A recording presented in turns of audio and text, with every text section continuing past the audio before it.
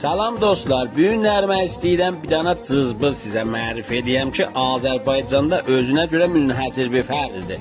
Bu dostumuzu görürsünüz, adı Avahiddir. Avahid Hivdər Şəhərvərdə özünə görə bir dana təşkilat qurubdur.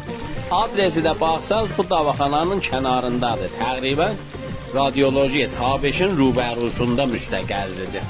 İnsafən yeməli cızbızları var və hər kim getsə bizim adı versə yaxşı təxfifdən bərxurdardır. Avahidin bir dana əxlaqı mənə xoş gəldi, o da bu ki, deyirdi əvvəldə utanırdım, amma sonra gördüm kişinin cənəmi, qeyrəti işləməkdadır. Və gəldim bu işə Allahın köməkliyi ilə müvəffəq oldum.